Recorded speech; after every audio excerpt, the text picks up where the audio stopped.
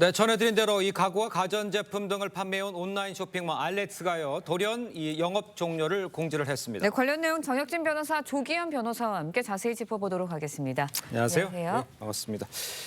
먼저 왜 알렉스가 갑자기 영업 종료를 고지한 건지를 좀 알아야 될 것 같아요. 그러니까 알렉스라고 한 회사가 2015년에 설립된 인테리어 전문 온라인 쇼핑몰이래요. 예. 그래서 가구하고 가전제품 이런 것들을 많이 취급을 했는데 예. 갑자기 16일에 홈페이지에 공지를 했는데 31일까지만 영업을 한다는 거거든요. 네. 그런데 공지한 그 16일이 어떤 날이냐?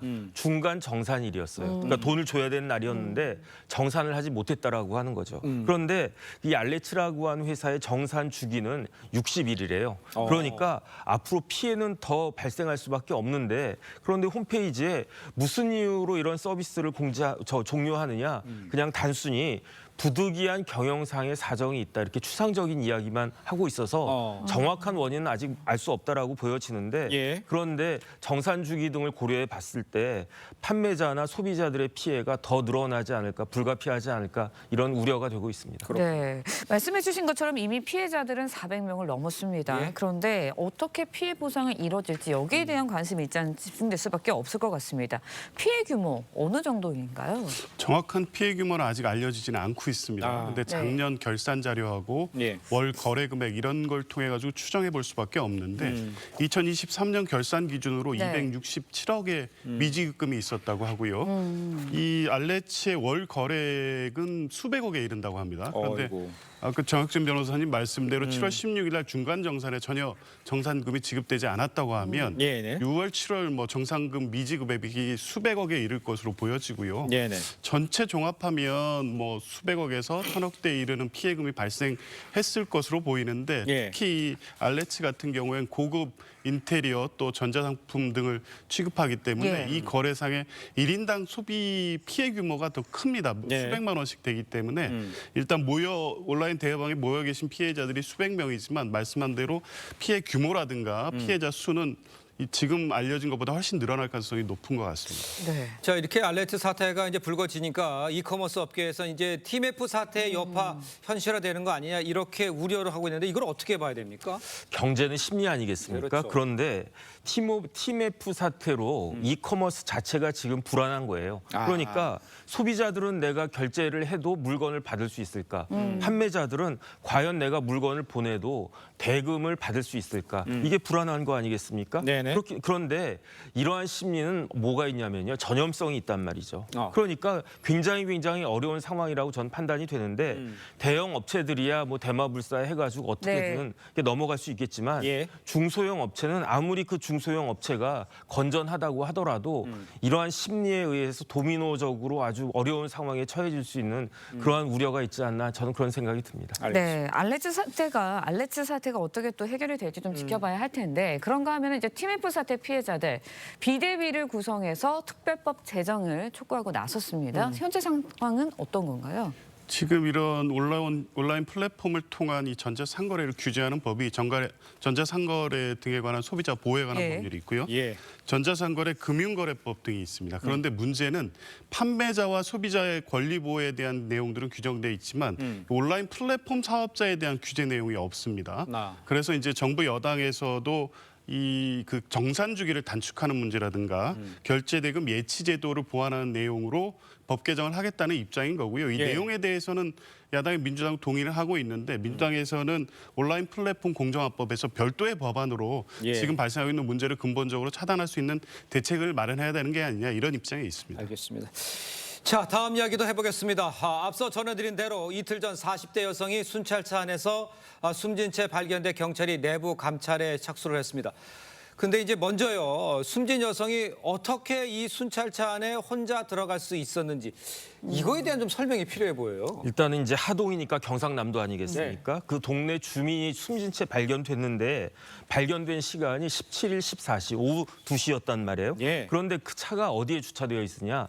파출소 정문 왼쪽에 주차가 되어 있었대요. 네. 그런데 그 여성이 어떻게 들어갈 수 있었는지 CCTV를 확인해 봤더니 그 전날인 16일 새벽 2시에 그 여인이 이제 순찰차 부근에서 이제 왔다 갔다 하는 게 예. 보였다는 거죠. 그런데 그 순찰차가 잠겨져 있지가 않았대요. 잠겨져 있지가 않았으니까 순찰차 안에 들어갈 수 있는데 예. 순찰차 만약에 문이 닫히면 밖에서는 열 수가 있어도 안에서는 열 수가 없는 그러한 구조인데 네. 그런데 뭐 서울도 마찬가지였지만 하동이 얼마나 더웠겠습니까? 그렇죠. 낮 최고 온도가 34도 정도 됐다라고 하는데 예. 차 안은 그 온도가 실내 온도가 3도가 아니라 3배가 더 올라간대요. 아. 그러니까 밖에 온도가 34도면 차 안은 거의 100도까지 올라갈 수 있는 거니까 그러니까요. 그러니까 어린아이들이 그렇게 질식해가지고 아주 어려운 일을 당하는 거는 종종 봤어도 저렇게 어른까지 사망에 이를 정도로 네. 아주 그러한 그 참변이 있었던 것 같습니다. 그렇군요. 네, 앞서서도 저희 리포트에서 전해드렸지만 파출소에서 당시에 이제 근무 중에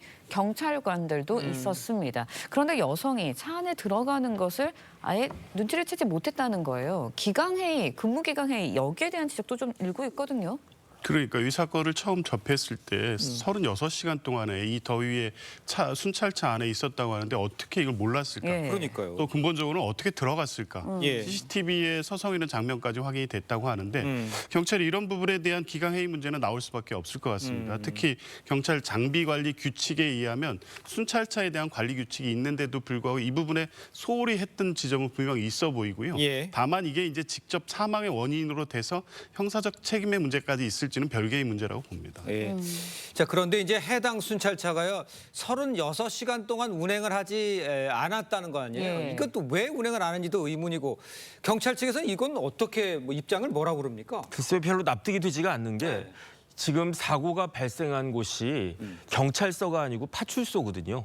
파출소에 순찰차 몇 대나 있겠습니까? 저 하동 파출소에는 순찰차가 딱 2대밖에 없었대요. 예. 그중에 한 대에서 사고가 난 건데 지금 파출소 입장은 뭐냐면은 한 대는 뭐 운행을 자주 했는데 지금 문제가 됐던 사고가 났던 그 한 대는 예. 별로 운행을 안 하는 것이었다. 그렇기 때문에 본인들도 몰랐다. 이렇게 이야기하는데 네네. 이게 과연 말이 되는가? 왜냐하면은 파출소 경찰들이 수시로 뭐 순찰차 같은 거 보지 않겠습니까? 예. 그럼 그 안에 사람이 있다는 걸 확인할 수 있었을 것 같은데 어떻게 36시간 동안이나 그냥 넘어갈 수 있었는지 그러니까요. 조금 더 자세한 해명이 있어야 될 것으로 판단이 됩니다. 네, 부검을 통해서 사망 원인을 밝힌다고 하는데 네. 만약에 순찰차에 갇힌 것과 뭐 연관성이 나온다면 누구한테 처벌이 내려져야 하는 거예요? 글쎄요, 일단은 이 순찰차에 갇힌 사항을 알았다면 또 알고도 방치했다고 하면 일차적으로 그 지휘 책임이 있는 경찰서장에 문제가 있을 거고요. 네네. 그 과정에 해당 뭐 경찰에 관여가 있었다고 하면 직접 관여된 경찰도 문제가 될 수 있습니다. 예. 문제는 이제 실제 순찰차에 타는 것을 알았는지인데 그쵸. 만약에 순찰차에 타는 것을 알았다거나 다른 목적에 의해서 실제 타도록 하고 방치했다고 하면 예. 이 날씨에 장기간 방치될 경우에 사망에 이를 수도 있다는 사실을 알 수 있었기 때문에 그러니까요. 업무상 과실치사의 문제가 될 수 있습니다. 다만 이제 경찰이 이런 상황을 알고도 방치했을 것이냐 이 부분에 대한 의문이 있고 이제 이런 부분에 대해서는 추가 수사를 통해서 밝혀야 될 문제인 것 같습니다. 그렇습니다. 네. 자, 다음 소식도 좀 짚어보도록 하겠습니다. 전 프로야구 선수죠. 장원삼 선수, 이 부산에서 대낮에 음주운전을 하다가 추돌 사고를 했습니다. 어떻게 된 일인지 좀 설명을 해주셔야 될 것 같아요. 그러니까 이제 장원산 선수하면 굉장히 큰 스타니었겠습니까? 그렇습니다. 올림픽에서 금메달도 땄었어요. 예. 그런데 17일, 13시니까 오후 1시인데 후진하다가 추돌을 했대요. 뭐 후진하다가 운전 미숙하고 그러면 추돌할 수도 있는 건데 네네. 그런데 술 냄새가 나서 이제 음주 측정을 해봤더니 그 운전면허 취소 수준까지 그러니까 혈중 알코올 농도가 0.08%가 넘는 그런 수준이었단 말이죠. 그래서 어떻게 된 건지 찾아봤더니 장원삼 선수가 16일 날 굉장히 술을 많이 마셨대요. 뭐 한 3차까지 가가지고 만취를 했는데 그런데 그 17일 새벽에 택시 타고 집에 간 것까지는 좋았는데 아직 술이 덜 깬 상태에서 그런 상태에서 운전을 하다가 이런 사고가 난 것으로 파악이 됩니다. 네, 장씨의 이번 음주운전으로 과거의 발언도 도마에 올랐습니다. 내용 잠시 들어보시죠.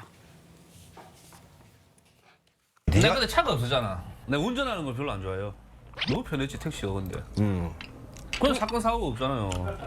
전부 다 내한테 하는 이야기가 니는 어렸을 때부터 운전했으면 니는 무조건 뭐 하나 터질 새끼다. 니는 운전 늦게 한 게 진짜 신의 한 수다. 네, 일단 장씨가 음주운전 하루 만에 사과문을 올렸습니다. 그런데 앞서도 말씀해 주셨지만 사고 당일에 음주를 한 건 아니고 숙취 때문에 운전을 하면서 이제 음주운전으로 나왔다 이렇게 이야기를 했는데 숙취 상태에서 운전을 한 게 증명이 된다면 이게 감형이 될 수도 있는 건가요? 네, 통상 법원에서는 숙취운전, 그러니까 전날 먹은 술에 의해서 음주운전에 단속이 되거나 사고를 낸 경우에 예. 유리한 정상으로 참작을 합니다. 아, 그런데 혈중 알코올 농도가 0.08 정도로 취소 정도에 이르는 상태였다고 하면 예. 예. 위험성이 동일하기 때문에 뭐 무조건 참작해서 감형을 받는다고 볼 수는 없고요. 여러 가지 다른 정황들, 운전할 수밖에 없는 상황, 또 피해 정도 이런 부분을 고려해서 법원이 판단할 것으로 보입니다. 알겠습니다. 네. 자, 그런가 하면 가수 김호중 씨 음주 뺑소니 사건과 관련해서 일부 김 씨의 극성 팬들이 이른바 이 김호중 방지법에 반대하는 의견을 만 개나 넘게 제출을 했다고 그래요. 이게 과도한 팬심입니까? 뭐라고 봐야 됩니까, 이거? 글쎄요, 이른바 이제 김호중 방지법을 발의한 의원들이 몇 명이 있는데 예. 이 의원실의 항의 전화가 빗발친다는 거고 심지어 만약에 이러한 법이 통과가 되면 낙선운동 하겠다 이렇게까지 하고 있는 거 아니겠습니까? 예. 제가 봤을 때 이런 팬들이 내용 자체에 대해서 반대한다라고 생각되지는 않아요. 음주운전 했을 때 처벌하는 경우 처벌이 강화되는 거는 뭐 현 추세에 맞는 거고 또 그래야 되는 거 아니겠습니까? 예. 그런데 왜 반대를 하느냐? 김호중이라고 하는 이름이 들어있는데 그것을 반대하는 거 아닌가 저는 그런 생각이 드는데요. 우리나라에 사람의 이름이 들어간 법이 여러 개가 있단 말이죠. 네. 대표적인 게 이제 김영란법, 그다음 윤창호법 이런 법들이 있는데 김영란법에 김영란은 제안하신 분 이름을 딴 거고 그렇죠. 윤창호법의 윤창호는 아주 안타까운 피해자 이름 아니었겠습니까? 그렇죠. 예. 그런데 김호중은 이제 성격이 좀 다르단 말이죠. 아무리 그렇다고 하더라도 여기에 대해서 이런 식으로 뭐 낙선운동까지 하겠다 이렇게 하는 것은 왜곡된 팬심을 보여주는 것이다. 그렇게밖에는 해석이 안 될 것 같습니다. 알겠습니다. 자, 오늘 말씀은 여기까지 듣겠습니다. 고맙습니다. 고맙습니다.